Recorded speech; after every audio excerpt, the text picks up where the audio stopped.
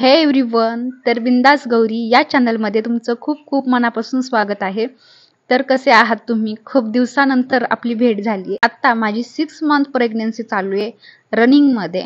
आत्ता आम्ही निघालेलो आहोत ते म्हणजे की 2D सोनोग्राफी करायला.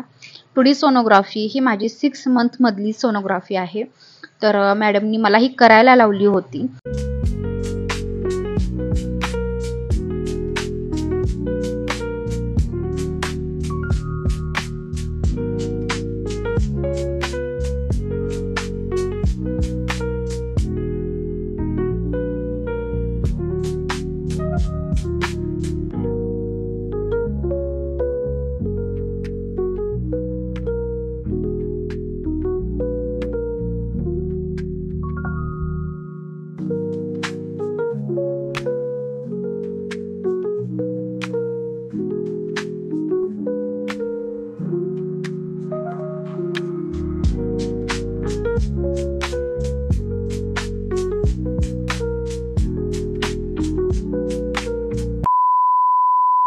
तर 2D सोनोग्राफी ही का करायची होती?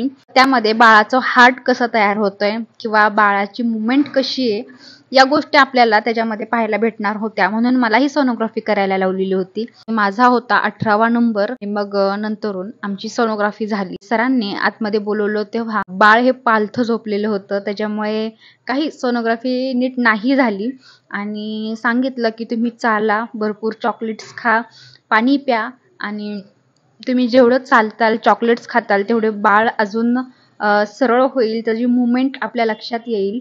मग मी चालले, चॉकलेट्स वगैरे खाल्ले. मग जेव्हा आतमध्ये बोलवलं तेव्हा बाळ सरळ झालेलं होतं. मला त्याचं नाक दाखवलं. ते आपल्याला दाखवतात की बाळ कसं मुवमेंट करतंय, त्याचं नाक कसं आहे वगैरे हे आपल्याला दाखवतात.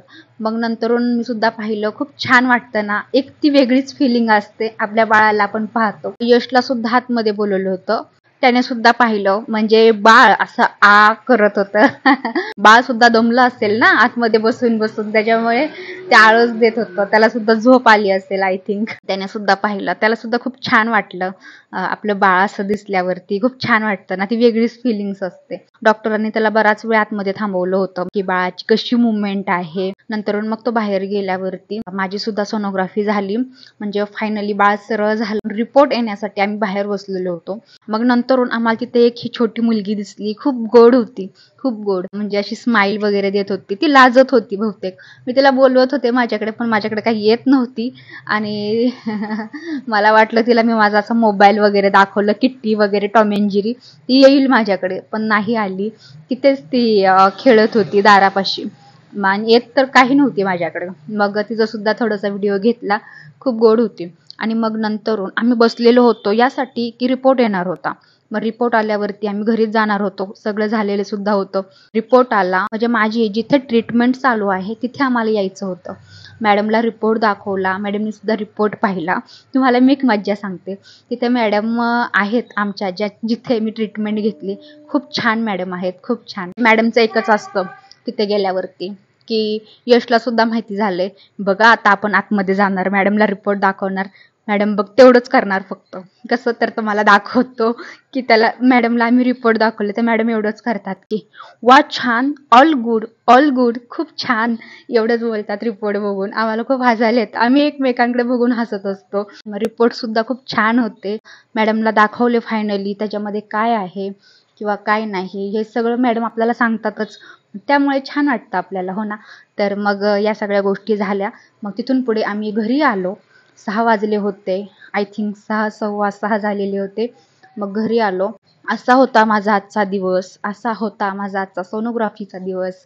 तर छान झाली सोनोग्राफी. कुठेतरी छान सुद्धा वाटतं बाळाला पाहिल्यावरती. कुठेतरी भीती सुद्धा वाटते की काय असेल रिपोर्टमध्ये, कशी होईल सोनोग्राफी वगैरे, या गोष्टी कुठेतरी वाटतात. आणि पण छान झालं, ओके झालं, सगळं व्यवस्थित झालं. आता 7 मंथ प्रेग्नन्सी. तर तेव्हाचा ब्लॉग सुद्धा मी तुमच्याशी शेअर करेल. तर भेटूयात पुन्हा दुसऱ्या ब्लॉगमध्ये. तोपर्यंत तुम्ही सुद्धा काळजी घ्या.